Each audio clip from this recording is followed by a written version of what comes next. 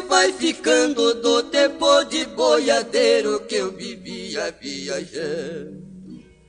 Eu nunca tinha tristeza, vivia sempre cantando, mês e mês cortando estrada no meu cavalo ruando.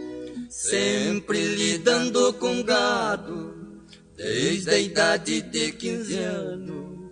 Não me esqueço de um transporte, 600 boi cuiabano. No meio tinha um boi preto por nome de Soberano. Na hora da despedida, o fazendeiro foi falando: cuidado com este boi que nas guampas é liviano. Este boi é criminoso, já me fez diversos danos. Tô queimou pela estrada, naquilo sempre pensando. Na cidade de Barretos, na hora que eu fui chegando, a boiada estourou, ai, só vi a gente gritando. Foi mesmo uma tirania na frentia, o soberano. O comércio da cidade, as portas foram fechando, e na rua tinha um menino, de certo estava brincando. Quando ele viu que morria de susto, foi desmaiando, coitadinho, debruçou na frente do soberano. O soberano parou, ai, em cima ficou bufando, rebatendo com o chifre os boi que vinha passando. Naquilo o pai da criança de longe vinha gritando: se esse boi matar meu filho, eu mato quem vai tocando. E quando viu seu filho vivo, e o boi por ele velando, caiu de joelho por terra e para Deus foi implorando: salve meu anjo da guarda deste momento tirano. Quando passou a boiada, o boi foi se retirando. Veio o pai dessa criança, me comprou o soberano. Este boi salvou meu filho, ninguém mata o soberano.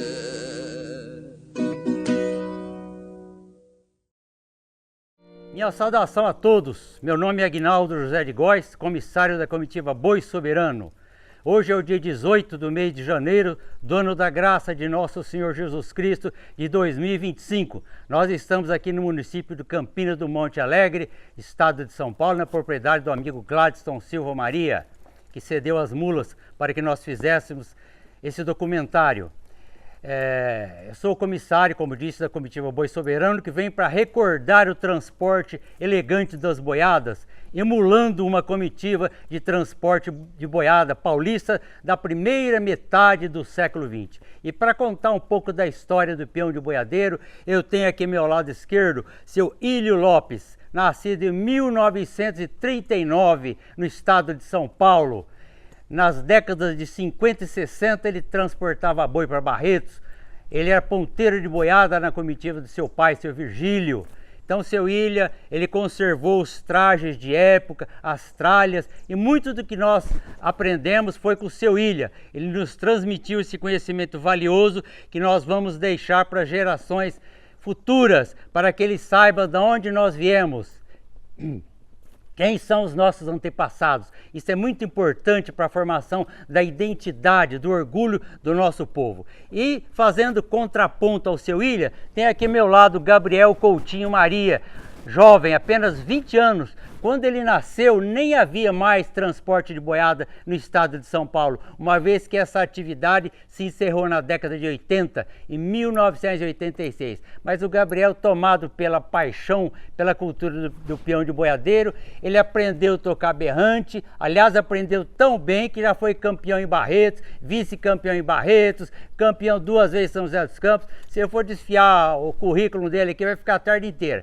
Mas ele também fez as tralhas, os trajes de época, para que nós pudéssemos, nos dias de hoje, em pleno século XXI, reproduzir aquilo que se fazia antigamente. Que o peão de boiadeiro é um dos personagens mais importantes do nosso universo caipira, porque ele levava uma vida cheia de aventuras, viajava, ficava 90 dias fora de casa, tocando boiada no estradão, e no entorno dessa atividade toda brotou uma produção cultural muito importante. Nós temos a terminologia, o nome das tralhas, os trajes, nós temos as manifestações culturais, como moda de viola, dança do catira, e temos a famosa queima do alho, que é a face mais conhecida da cultura do peão de boiadeiro, que era a culinária do peão de boiadeiro. Hoje em dia todo mundo conhece, essa expressão foi cunhada na região de Barretos e hoje é sinônimo da culinária do peão de boiadeiro em todo lugar. Que, como nós sabemos, no final do século XIX, começou essa atividade de transporte de boiada numa região conhecida como Paulistânia, que abrange os estados de São Paulo, norte do Paraná, sul de Minas, Triângulo Mineiro, Mato Grosso e Goiás. Nessa região de cultura homogênea, né, nós tínhamos o transporte de boiada do jeito que nós gostamos, nesse modelo que nós gostamos, com ponteiro de boiada à frente da boiada, tocando berrante, os peões da culatra tangendo o gado para frente e os rebatedores e fiadores ajudando para que o gado não se espalhasse. Esse é o estilo da Paulistânia que nós seguimos. Então nós estamos aqui hoje para lembrar um pouquinho daquele tempo. Então, para começar, eu vou falar um pouquinho do berrante. O berrante é um instrumento, uma buzina feita de chifres, que nós sabemos que desde a mais remota antiguidade, o homem se utiliza de buzinas feitas de chifre para transmitir sinais à distância, onde a voz humana não alcançava. O berrante é remanescente, é derivado daquele instrumento arcaico que se usava na antiguidade. Os hebreus usavam o shofar, uma buzina feita de chifre de carneiro. Então, o berrante, que é derivado dessas buzinas antigas, algumas se transformaram em clarins, em cornetas, metais, enfim. Mas o berrante remanesceu como uma buzina feita de chifres, né? E é um instrumento que só existe na Paulistânia. Em nenhum lugar do mundo existe uma buzina de chifre com esse formato, com essas características e para essa finalidade. Daí a importância do berrante como um instrumento emblemático da cultura campeira, caipira ou, mais especificamente, do peão de boiadeiro. O berrante, como eu disse, ele serve para transmitir sinais aos animais que reagem ao toque e para avisar os peões de determinadas atitudes que ele tem que tomar. Então, vamos fazer os principais toques que são exercitados, são pedidos no concurso de berrante lá da região de Barretos. Cada região tem suas particularidades, mas nós seguimos o padrão de Barretos, onde nós frequentamos. O primeiro toque é um toque sereno, destinado a chamar a atenção da boiada para começar a viagem. O ponteiro se dirige para a estrada tocando berrante. Na primeira vez que os bois ouvem, eles não entendem, nunca ouviram aquilo, não tem reação alguma. Mas os peões sabem o que significa, então começam a tanger o gado na direção do ponteiro. Esse procedimento é repetido todas as vezes que o gado para e tem que sair. De tal forma que depois de 3 ou 4 dias o gado se acostuma. Então ele atende ao toque do berrante, é puro reflexo condicionado. Então eu vou pedir para o senhor ele fazer o toque da solta da boiada.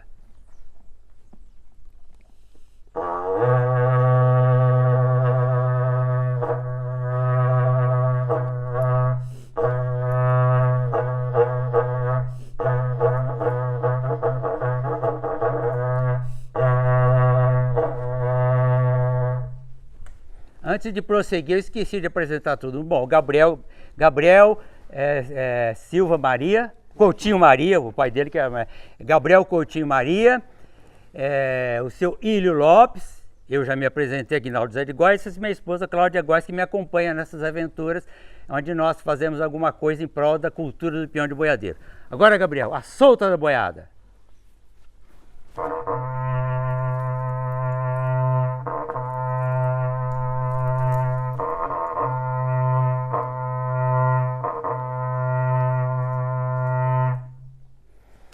Muito bem, depois de algumas horas de marcha, a boiada fica meio cansada, encurta o passo. Então é preciso um toque para revigorar essa marcha, fazer com que o gado espiche a marcha. É um toque repicado, semelhante ao som do soldado marchando. No primeiro dia, na primeira vez que ouve, o gado não sabe, não reage, mas os peões, estalando o reador e gritando com a boiada, faz com que o gado ande mais rápido. Então, essa conduta é repetida toda vez ao longo do dia, de tal forma que depois de 3 ou 4 dias o gado se acostuma.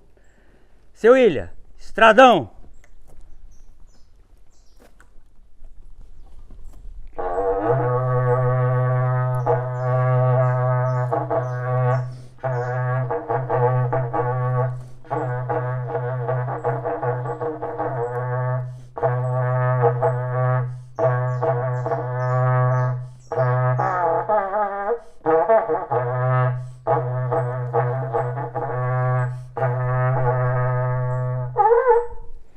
Gabriel, estradão!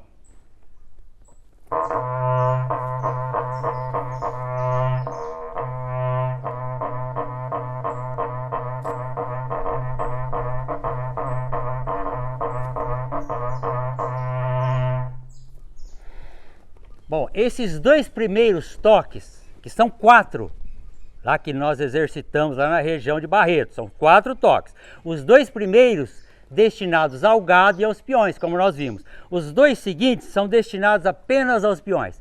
O toque seguinte é um toque que o ponteiro dá quando precisa de um peão na frente para vir ajudar numa situação de emergência, para chamar um rebatedor para ajudar ele. É um toque agudo, semelhante ao toque do clarim. Rebatedor, seu Ilha.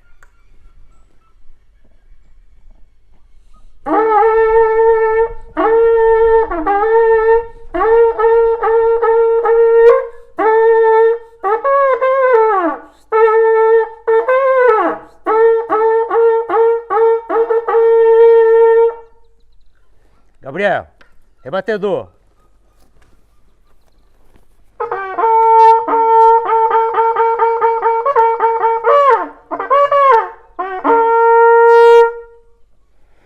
Muito bem. O próximo toque é o toque que avisa que a comida está pronta, chamado toque da queima do alho. Quando o ponteiro à frente da boiada avistava a fumaça subindo lá adiante onde o cozinheiro estava cozinhando, ele já dava o toque da queima do alho e os peões, num sistema de revezamento, o ponteiro reduzia a velocidade, rebatia o gado, reduzia a velocidade, sem que a boiada parasse, os peões, num sistema de revezamento, comiam rapidamente e a viagem prosseguia. Seu Ilha, queima do alho.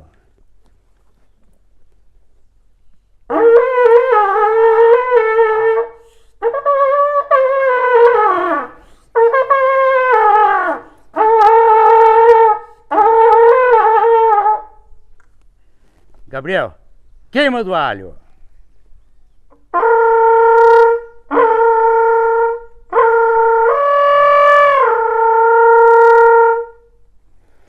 Esses são os 4 toques de berrante úteis e necessários para a condução da boiada de acordo com o sistema da região de Barretos.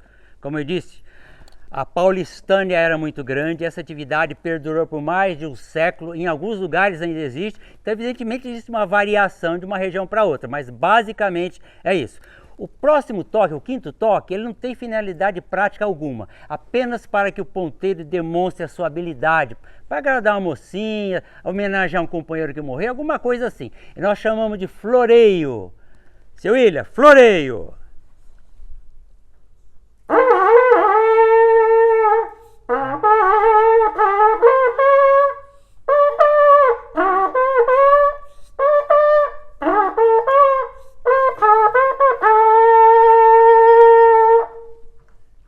Gabriel, floreio.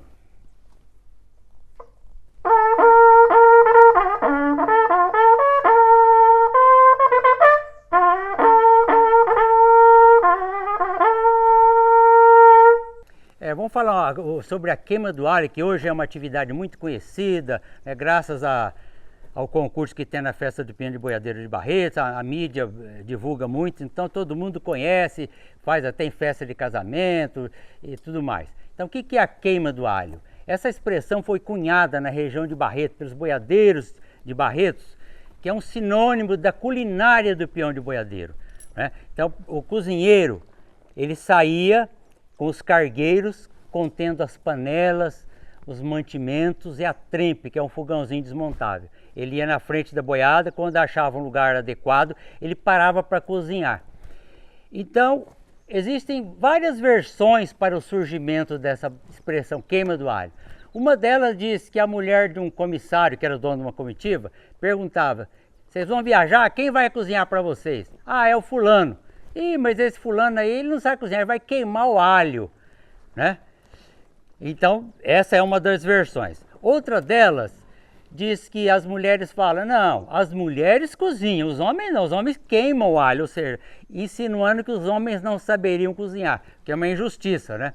Ou existe uma outra versão, segundo a qual, certa feita, os dois boiadeiros se aproximaram ali de onde o cozinheiro estava cozinhando, estava fritando o alho no fundo da panela, sentiram aquele cheiro gostoso subindo e falaram: ei, o cozinheiro está queimando o alho. E aí pegou essa expressão e se tornou sinônimo da culinária do peão de boiadeiro, que hoje tem esse concurso que é famoso lá na festa do peão de boiadeiro de Barretos, onde nós frequentamos, né, justamente para prestigiar, para divulgar, para valorizar a cultura do peão de boiadeiro. Agora eu vou falar, aproveitando a chance, vou falar aqui um pouco sobre o traje do peão de boiadeiro. Bom, o peão de boiadeiro nunca teve um traje típico e que só ele usasse. O peão usava o traje dos homens da sua época. Isso se vê com mais clareza nos tempos de antigamente, onde não havia automóveis, as pessoas se locomoviam a cavalo. Então o sujeito tinha que viajar de uma cidade para outra, sei lá, 30 quilômetros, uma marcha boa, ele ia de chapéu para proteger do sol. Alguns usavam lenço, o homem usa o lenço desde a antiguidade também. Dependendo da época, mais nos anos 40, 30, era comum o homem usar paletó, usava uma guaiaca para levar o dinheiro. Naquela época, embora já existissem os títulos de crédito, mas não aqui no sertão.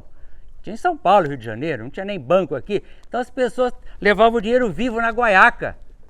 Não só o boiadeiro ou o tropeiro. Qualquer homem que precisasse transportar dinheiro, levava na guaiaca, né? Esse cinto que vai aqui, o dinheiro vai dentro. Pois ao lado aqui vai o coldre, né? E o revólver. Aqui podia levar o relógio de bolso, que atrás uma bolsinha para levar pequenos objetos ou moedas. Depois uma calça, que naquela época usava-se calça social, que era uma calça larga, ou então bombacho. E aí eu faço um parênteses para explicar. Muita gente acha que o gaúcho inventou a bombacha e só ele que usa. Não.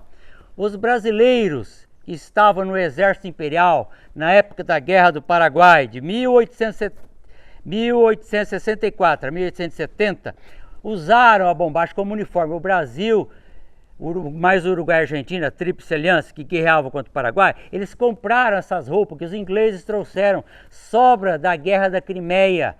Na década de 50 do século XIX, os ingleses trouxeram, que era a roupa dos turcos, que na antiguidade vários povos usavam calças largas, apertadas na altura do tornozelo, como os chineses, os mongóis, os russos, os cossacos, os turcos otomanos, os árabes. Então nós herdamos essa calça larga chamada bombacha dos turcos otomanos. Então, naquela época, a maioria do povo morava no campo e não na cidade. Então, a maioria dos soldados do Exército Imperial Brasileiro, mais o Uruguai e Argentina, usavam bombacha, porque era um uniforme comprado pelo Exército para uso deles. E eles gostaram e adaptaram para o uso diário, principalmente na lida campeira. Então essa é a razão pela qual não só os sul-rio-grandenses, mas todos os brasileiros usavam. Não todos, obviamente, mas grande parte usava. Era comum que os paulistas, mineiros, mato-grossenses, goianos, paranenses usassem. A diferença é que os sul-rio-grandenses continuaram usando e nós deixamos de usar. Por isso nós estamos usando um traje de época da primeira metade do século XX e a calça é uma calça bombacho, que é uma calça larga, apertada na altura do tornozelo, que é adequada para andar a cavalo e para a lida do campo. Fica aí então a explicação do porquê nós estarmos usando a bombacha.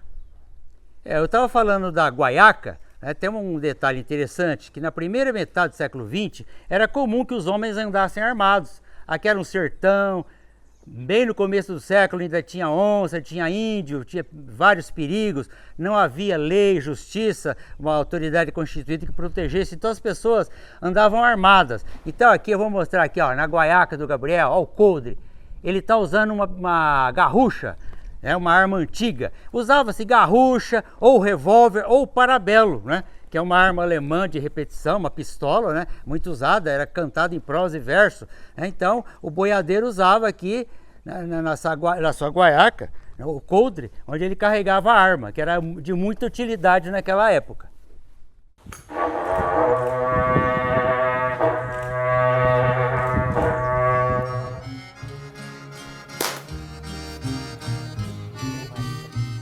Antigamente nem em sonho existia tantas pontes sobre os rios, nem asfalto nas estradas. A gente usava 4, 5 sinuelos pra trazer o pantaneiro no rodeio da boiada.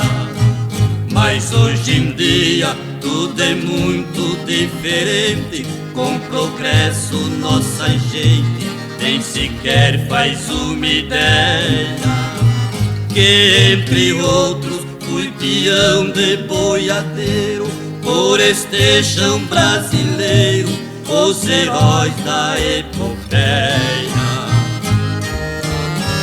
Tenho saudade de rever nas currutelas as mocinhas nas janelas acenando uma flor. Por tudo isso eu lamento e confesso que a marcha do progresso é a minha grande dor. Cada jamanta que eu vejo carregada, transportando uma boiada, me aperta o coração. E quando olho minha traia pendurada, de tristeza dou risada pra não chorar de paixão.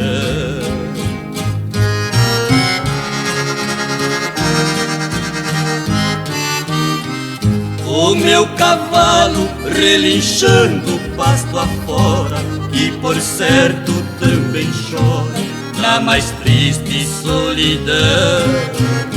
Meu par de espora, meu chapéu de aba larga, uma brua de carga, um berrante e um facão. O velho basto, o sinete, o apero, o meu laço e o cargueiro, o meu lenço e o gibão. Ainda resta a guaiaca sem dinheiro deste pobre boiadeiro que perdeu a profissão.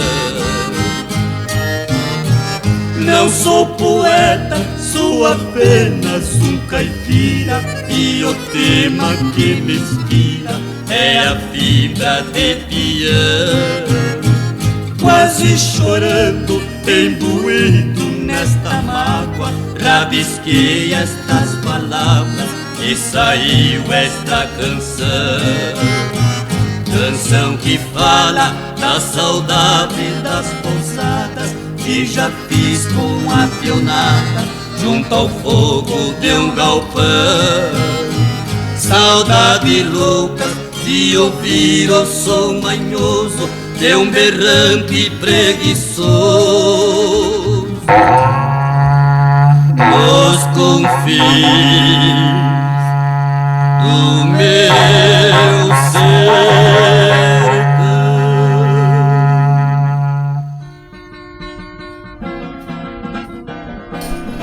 Tarde, companheiro. Tarde, dona. Serve uma piguinha pra nós aí.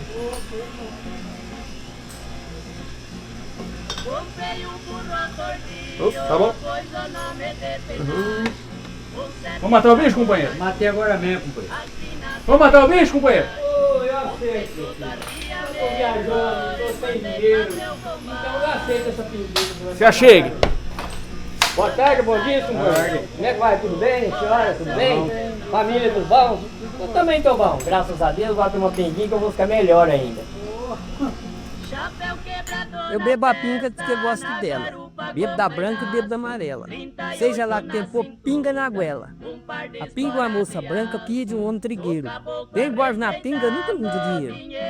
Sarge meu copo por mês. Só que eu sinto ele não tá cheio. Um suba na minha cabeça e não desce no meu joelho. Chegou na minha barriga e parou. Maldita seja a carcaça que Deus inventou. Na segunda eu plantei a cana, na terça eu faei. Na quarta eu cortei, quando foi na quinta eu tava moendo. Na sexta eu lambiquei, não sabe engarrafei, quando foi no domingo eu tava bebendo. Giribita feita da cana torta, ela dá comigo na cama, comeu com ela na grota. Ela pensa em fazer comigo, não fez que mandei nada. Tocou-se de ponta abaixo, mesmo eu faço contigo, toque com ela abaixo. Muito obrigado, mãe. Vai, minha senhora. Até logo. Viajei pra Mato Grosso, Tem mais ver, só companheiro? cheguei no mês de março. No campo procuro atalho, mas quase que eu me embaraço. Uma onça perigosa, no burro quis dar um abraço. No atravessar respinga, numa tarde de mormaço.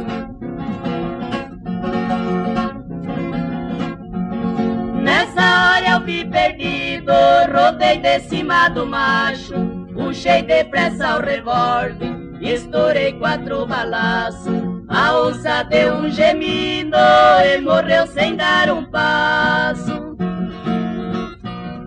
Arrisquei a minha vida, mas salvei o meu penacho.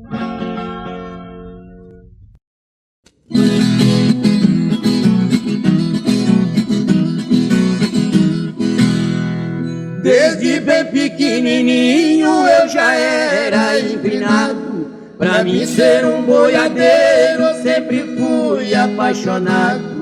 Montava cavalo em pelo pra correr atrás do gado. Pintava o 7 no lombo de um pagão desariado.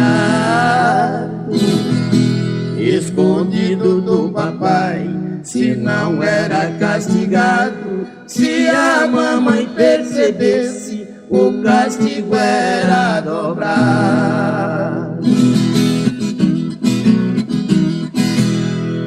Quando chegava da escola, fazia minha lição. Depois fugia de casa com meu lacinho na mão. Descia pro bebedouro pra esperar a criação. Eu ia treinar no laço pra seguir a profissão. Pegava mestiço a unha no meio do capoeirão. Muitas vezes me machuquei, nunca dei demonstração.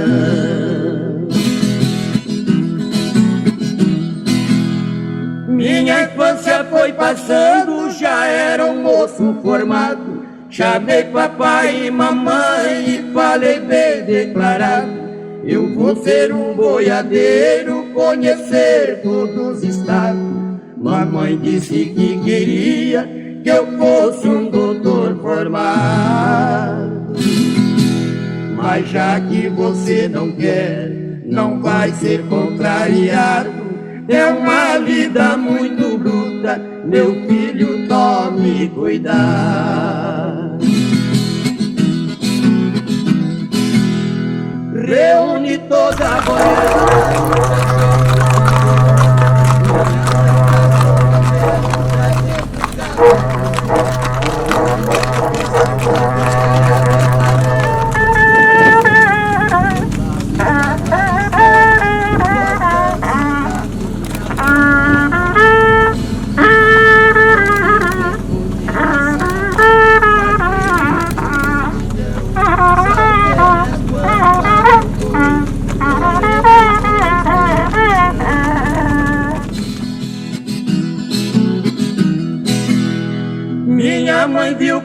meus olhos o boi preso no meu braço.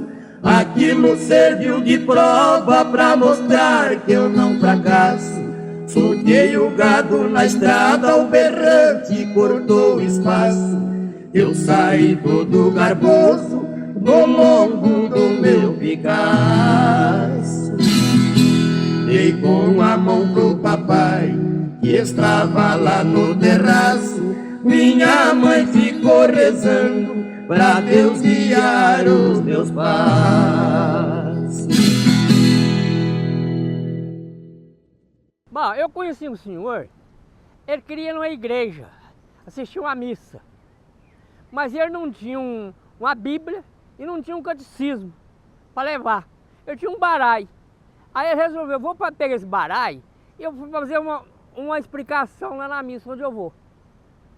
Aí então ele entrou na igreja e falou assim, por não ter livro de reza, eu fiz a minha oração.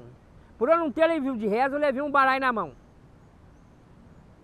Assim que eu cheguei na igreja, que eu estava sentado, eu vi um sargento que estava do meu lado. Ele saiu dali e foi da parte do delegado. Logo veio a polícia, falou, doutor, o senhor está intimado. Doutor mandou lhe chamar para ser interrogado. No meio da multidão, levado por 2 soldados, eu fui com o meu barai na mão. Eu cheguei na delegacia e disse, pronto as ordens, seu doutor. Ele foi e me perguntou se na igreja era lugar de jogador. Eu falei, doutor, na igreja eu fui rezar. Eu vou fazer minha explicação. Se eu não tiver razão, o senhor me prenda. Se eu tiver, o senhor manda me retirar. Quando eu pego um ais, e tem uma pinta somente, eu lembro que só sou Deus, nosso Jesus impotente. Quando eu chamo por ele, sempre ele está presente. Quando eu pego num 2, eu me lembro das 2 pedras que Jesus subiu para o céu, mas ninguém compreendeu. Quando eu pego num 3, eu me lembro das 3 pessoas da Santíssima Trindade. Pai, Filho e Espírito Santo, nosso bom Deus da bondade. E quando eu pego num 4 de paus cruzado, eu me lembro dos 4 cravos que Jesus Cristo foi gravado. Padeceu sem dever crime e morreu sem dever pecado. E quando eu pego num 5, eu me lembro das 5 Ave Maria. E quando eu pego num 6, já me vem na recordação. Deus fez o mundo em 6 dias, sem nada pôr a mão. E quando eu pego num 7, eu me lembro das 7 paixões que Jesus Cristo foi crucificado. E quando eu pego num 8, que as pintas contém, eu me lembro que nós não pode amar farso a ninguém. Quem ama farso os outros, a glória no céu não tem. E quando eu pego no 9, eu me lembro daquele dia. Jesus passou 9 meses no ventre da Virgem Maria. E quando eu pego no 10, eu me lembro dos 10 mandamentos. E quando eu pego numa dama, eu me lembro da Virgem Maria.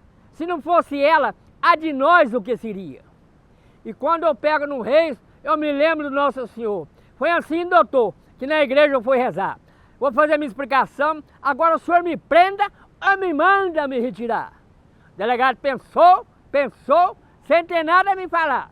Ele foi e perguntou, por que o senhor deixou o valete sem contar?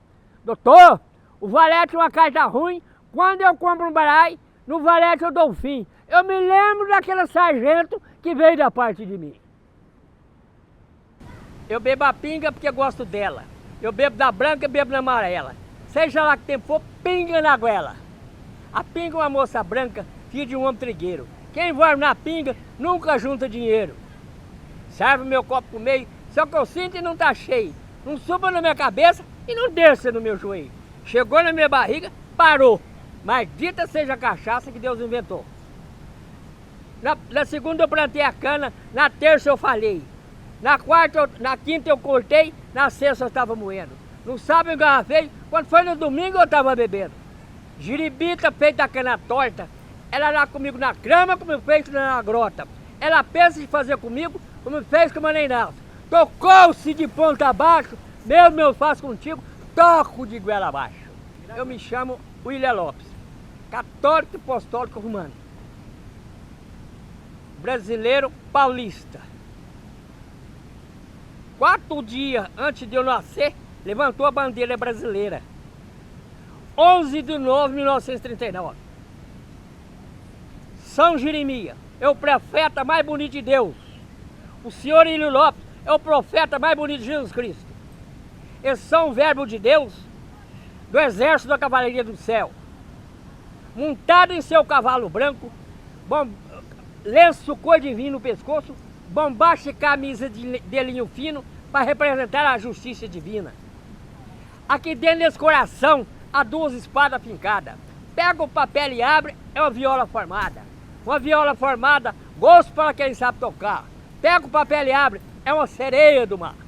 Uma sereia do mar que canta noite e dia. Pega o papel e abre, é uma moça de alegria. É uma moça de alegria que é um belo amor. Pega o papel e abre, é um lindo galho de flor. Viajei 3.000 léguas, montada numa piriá. Com 2 litros de uísque, eu fiz 2 onças trabalhar. Desatolei um caminhão com a junta de tamanduá. Trelei onça com bandeira, fiador de cascavel e mandei a sua senhora tocar. Eu sou filho de urutu cruzeiro e neto de cobra coral. O boi tem força na cabeça, o boi tem força no pescoço, o cavalo no espinhaço. O carneiro na cabeça, o burro no queixo de baixo. A mulher tem força na língua, o homem tem força no braço. Joguei meu chapéu pra cima para ver onde caía. Caiu no colo da véia, cruz credo Ave Maria. Tornei a jogar meu chapéu pra cima para ver onde caía. Caí no colo das moças, isso mesmo que eu queria.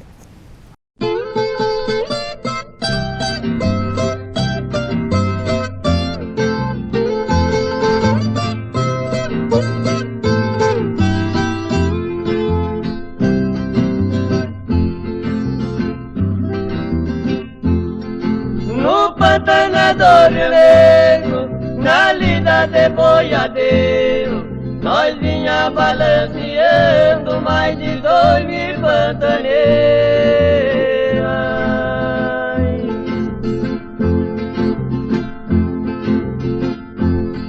Lá no chão de Mato Grosso, sofrimento redobrou.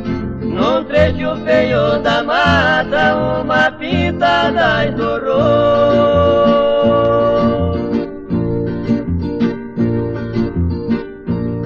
No meio dos pantaneiros, meu cavalo relinchou.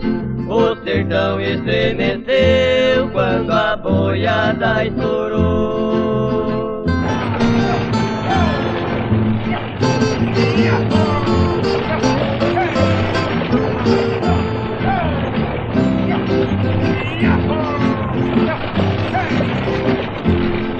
Juntemos tudo a boiada e lá no Rio Paraná joguemos a boiada na água, conseguimos atravessar.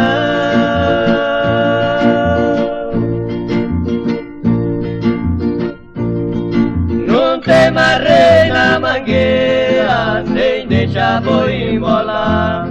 E sem nenhuma arrebada, sortei o gado pra invernar.